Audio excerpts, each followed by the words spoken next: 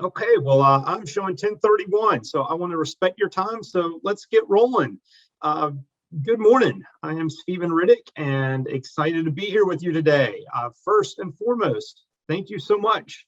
I know your time is precious, your time is valuable, so we greatly appreciate you taking a few minutes to spend with us on one of our webinar series. Today, we'll be talking about continued IT security threats, what that threat landscape looks like, and specifically one of the newer ways that we're seeing a lot of people begin to respond, and that is employee security awareness and training. Before we do dive in, though, a couple quick housekeeping items. One, you are muted upon entrance. Sorry about that, but to keep things, I love to try to be collaborative and have everyone involved, but we have almost 50 people registered today. So to make things run smoothly, you are muted upon entrance.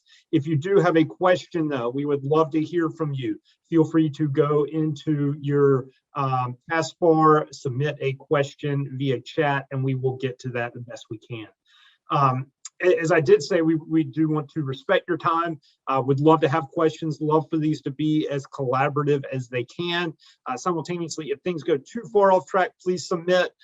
May let people stay who would want to for additional questions, but also if not, we'll just respond in a one-off if we need to. But I want to keep this to 30 minutes.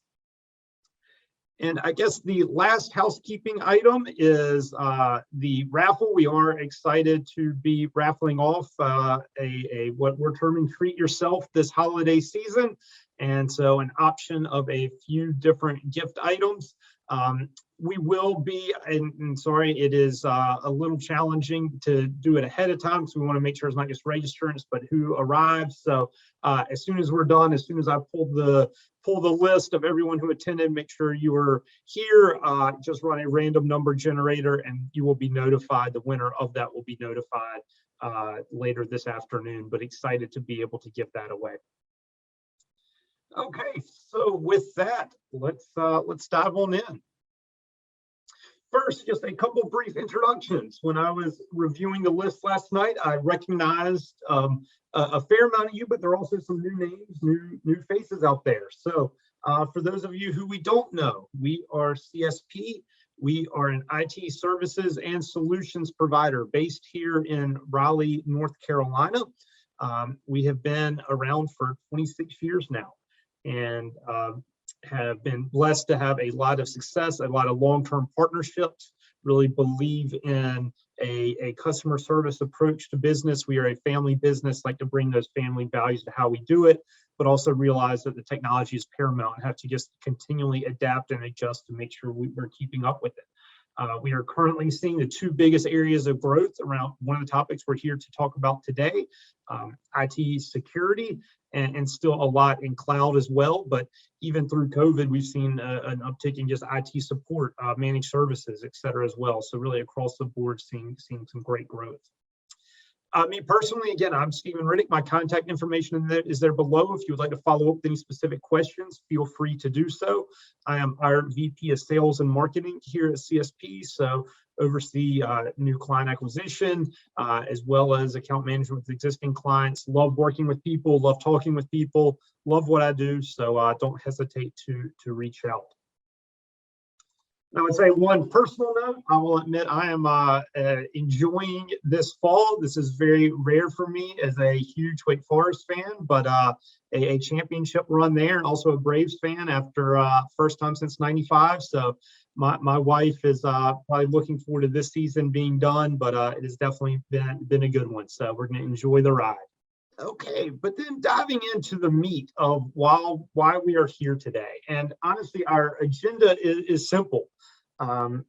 What's the problem? And then what are some ways that we can help resolve, help find a solution to the problem that exists?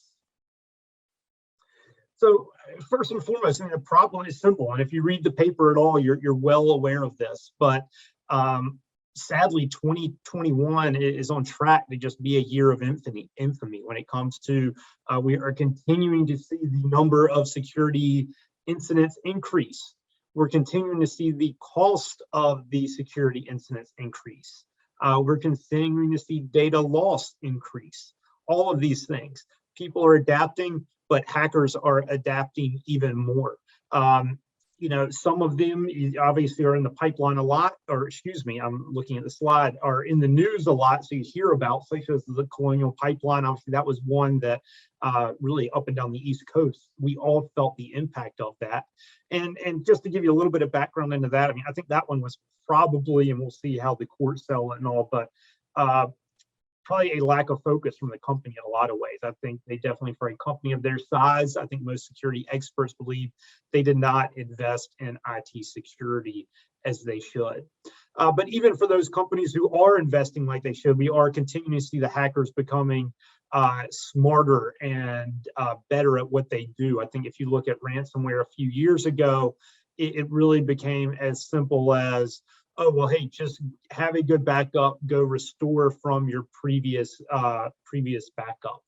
And that worked a lot of times, and that was really the FBI's recommendation. But as we're seeing now, some of these like Colonial, people are having to pay just because the hackers are becoming better about laying dormant for a really long time, about having other things that might not be, you don't want to restore a backup that still has the attack vector, that payload in it, or you're just going to restore a bad backup and you're going to be in the exact same place. So you're seeing hackers become much smarter about that. So we are urging all of our clients to continue to invest, to really build layers of security. We've seen advancements really across the board. Endpoint detection and response being a very big one, moving from sort of that classical antivirus model to a much more intelligent, behavioral-based endpoint protection solution is critical for you and your business. Putting in layers of advanced firewalls, next generation firewalls, it still never ceases to amaze me that phones, just think about technology. Don't even think about your corporate technology. Think about technology that you use though in your home. Probably the biggest one, your iPhone.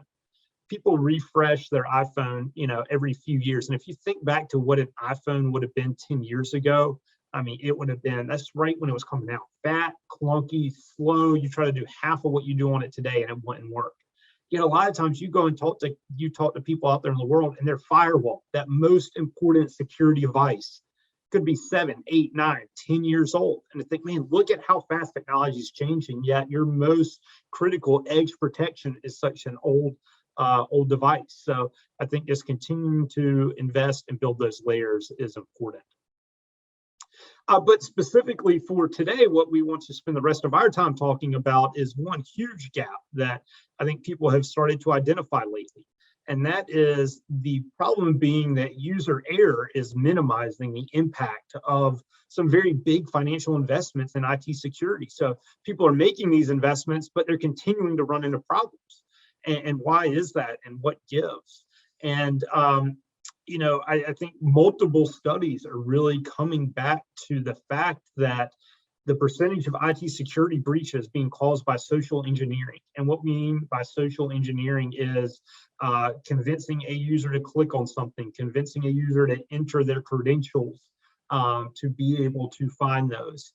An analogy that I love to give, and for those of you who I've spoken to, you've probably heard, but realistically, a lot of the business we work with are sort of that small to mid-sized business. So businesses under 1,000 users. And I think to use some analogies outside of just IT security is that if somebody really wanted to get into your house, if you're a movie buff and you think to the Ocean's 11 or Ocean's 13, whatever those are, the Italian Job, all these different movies that they're doing high-end art heist or casinos or the Louvre, wherever it may be, if somebody really wants to get in targeted, they could probably find a way for most of the SMBs. But in general, these groups are groups, when you look at it from a large scale, they're the ones going after the big companies. They're the ones going after the state-sponsored terrorists, going after things like the NSA or the CIA, things like that.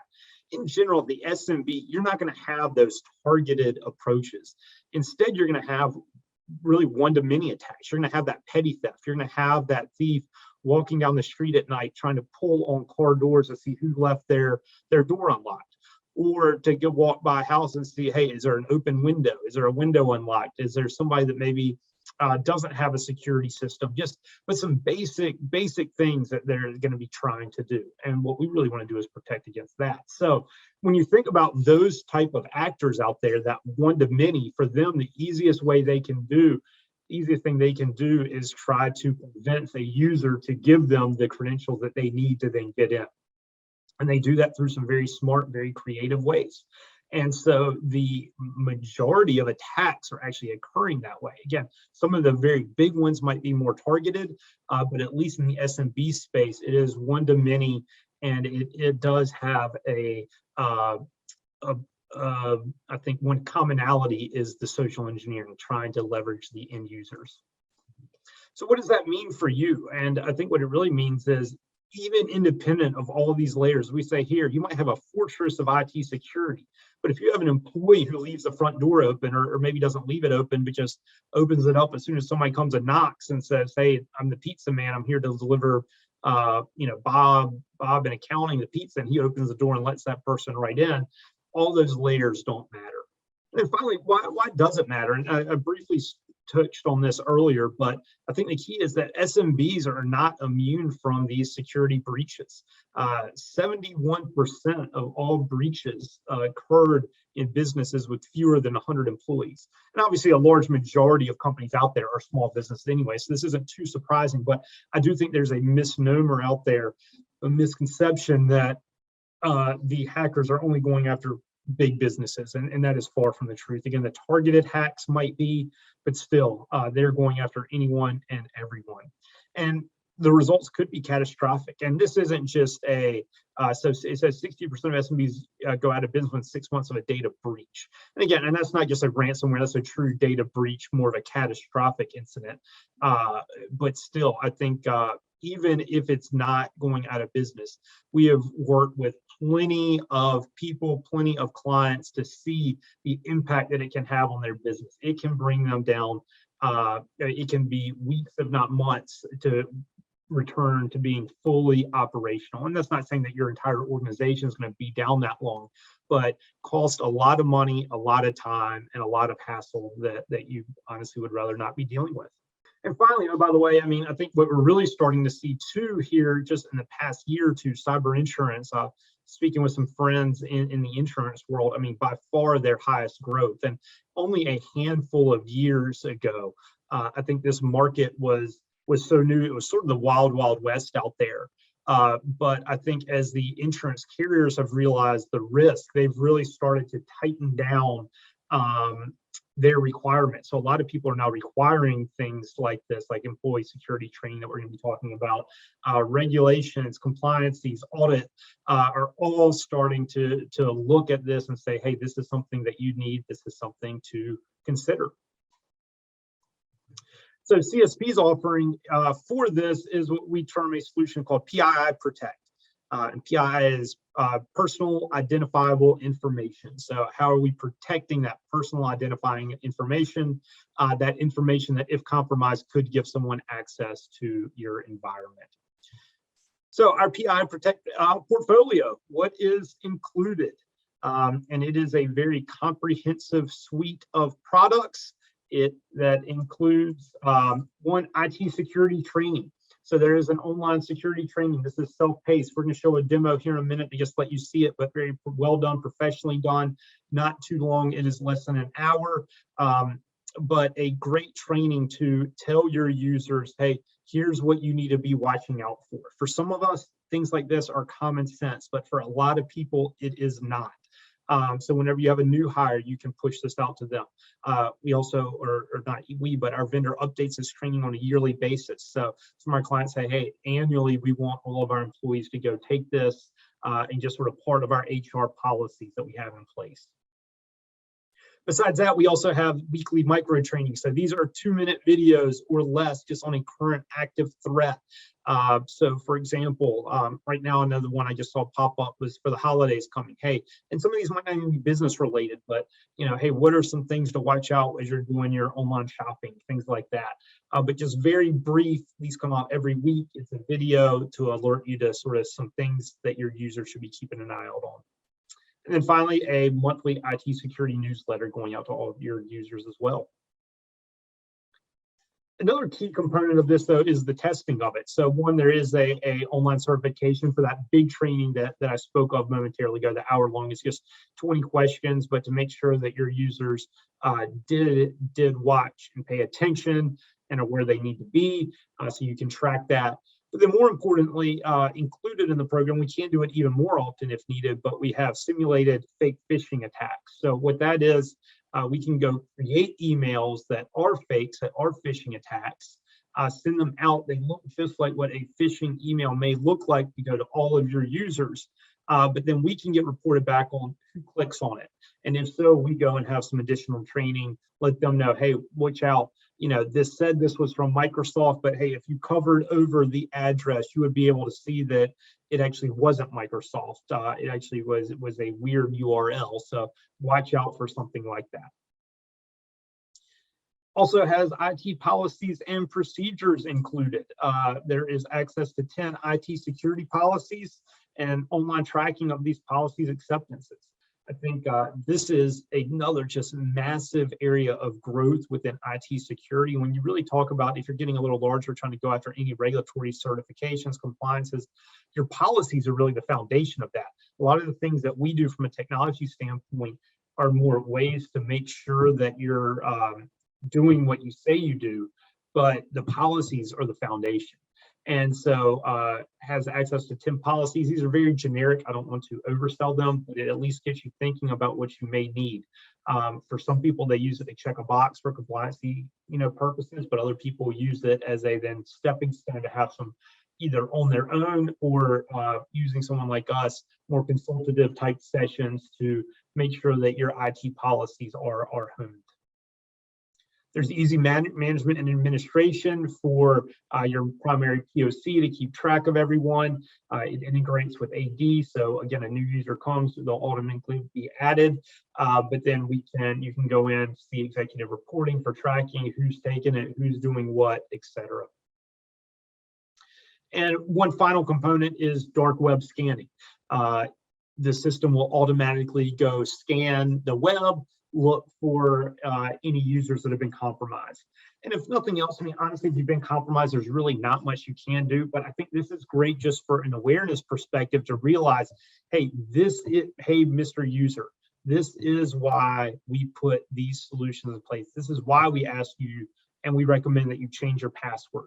This is why we have implemented two-factor authentication. I know you might think that it slows you down and it's inconvenience. Well, the reason we've done it is because we're seeing that, hey, we have had users that we are seeing on the dark web who've been compromised, so we need to put up even more security in front of it. So it just brings awareness to the reality and hopefully instills better and more careful practices from the users.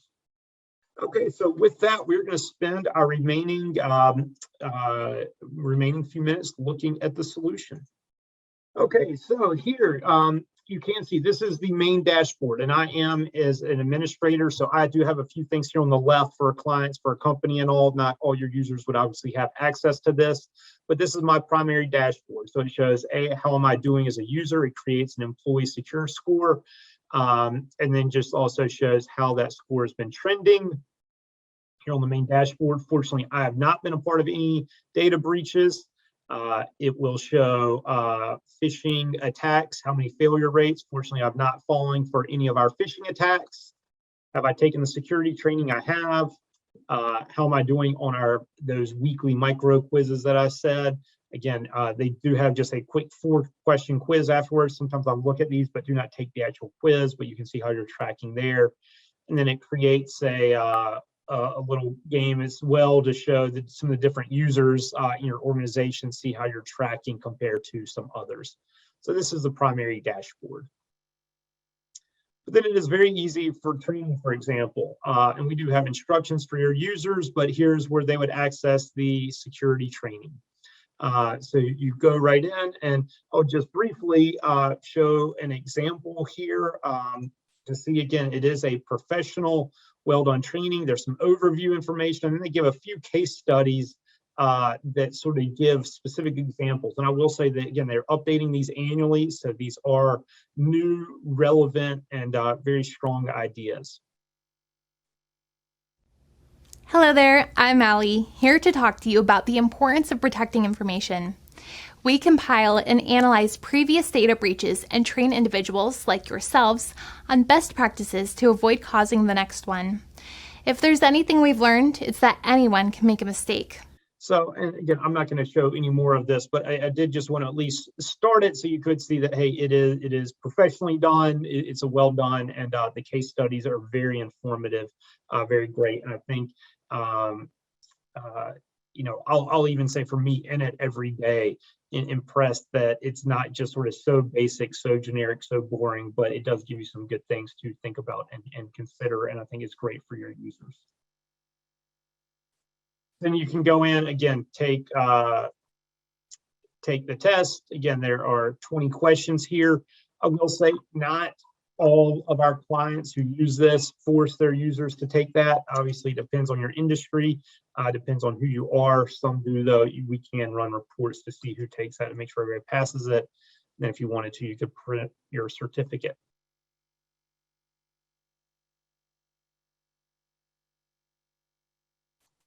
Next, we do have the micro trainings that I spoke of. And so, for example, just to see the types of things that are pushed out, again, these are the weekly trainings that go emailed out, but there are holiday scams, there's text messaging scams, there's phishing, which are more video related, BEC, business email compromise, and CEO fraud. That's obviously a huge one that we're seeing a lot of right now. People faking a note from the CEO executive saying, hey, they try to make it very urgent. I'm in a meeting. I totally forgot that I promised so-and-so a reward. Can you go buy $500 worth of gift cards and send it to me, for example? Those types of things. So again, all of these try to be current, be relevant things that your users need to be keeping an eye out on. As I said, the dark web scan. Fortunately, I have not been compromised, but just to sort of show how it works, and do have another user, and I will say sorry for those of you who know us, somebody who's been around our company for a while, but does come up through some different scans out there on the dark web. So as I said, aware, nothing that you can't do really, but it just reinforces the need, hey, change your passwords. Don't use the same password for every solution, for example. And just some good reminders to protect yourselves. And then here are the repository newsletters. These are sent out. I'll say these are a little fluffy. I think they're helpful. They're graphically well done. To me, in my take, though, you get a lot more out of some of the other pieces.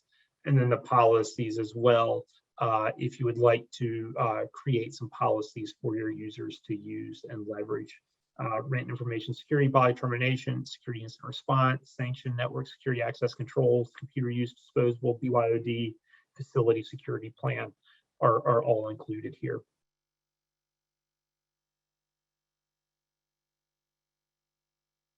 And then one more thing I did want to speak on, in case you are an administrator for your firm, you would have access to your company.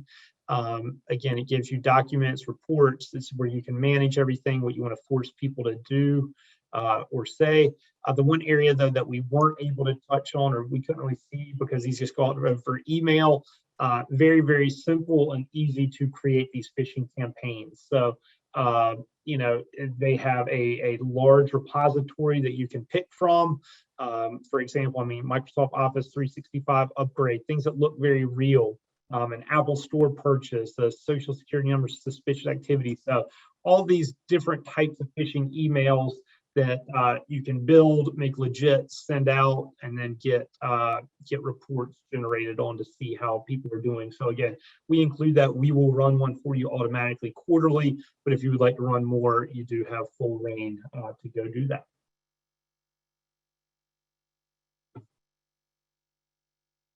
Okay, well, that is the solution. And sorry, let me get back. With that, as I said, I wanted to respect everyone's time. It is 10:56, so we have 4 minutes to go. Would love to answer any questions that anyone has. Before we do though, in case people do start to drop, I would like to say thank you. We appreciate you joining us today. I hope you found this to be informative and helpful. Also, we do like to do these regularly. Please let us know if there are any other topics you would like to hear. Also, please give us guidance, give me guidance. This is for you, so I want it to be as informative and as helpful as possible. So please come to me with tips, with ideas, anything that you think we could do to improve this and maximize the opportunity for you would be appreciated. And the final reminder, just so, because I'm sure it does come up, is from a raffle perspective. Again, I will, as soon as we're done, pull all the user lists, run a report, and then do a random number generator, and I will have that out this afternoon. So with that, I do think we have a couple questions. If you would like to stick around, please do. Otherwise, thank you for your time. Okay, so first question is, how does pricing for the service work? So it is based upon the number of users you have. It is tiered pricing based upon some tier levels. Under, and I can't remember the exact tiers, but under 10 users, 11 to 25, let's just say 25, 26 to 50. I can't remember the exact tiers, but it is tiered pricing based upon user count. It is an all or nothing. Again, we tied in with AD, so all your users will be pulled in. I will say, compared to other solutions that are out there, it's very cost competitive. It's really not overly expensive solution, but please reach out if you would like a specific quote and we can pull that together for you. Okay, next, there is a question, is there special pricing for nonprofits and other agencies? I will say we'd love to work with nonprofits. Some vendors give away for free. I mean, so like Microsoft, for example, they have just incredible nonprofit programs. Our vendor for this does not. We are always happy to work with our nonprofit clients to see if we can't get any skinnier sort of pass off at at cost, reducing pass-throughs or things like that. So while there's nothing formalized, nothing official, same thing, I would say feel free to reach out and we can get you some pricing. Oh, whoops. Let's see. There was one final one that I missed. I apologize. And that is this offered only as a total package, or can one buy a module, for example, just the employee training or the IT testing and auditing? Unfortunately, this is a packaged program. We cannot do a la carte modules. So it is all or nothing. But again, I think the cost really isn't too high for such a comprehensive solution. Okay, well, great. Well, everyone, thank you so much for your time. I think that is all the questions that we have received. I'm showing 10:59, so I'll get you out with a minute to spare. Thanks so much. Have a great day and look forward to speaking and working with you soon.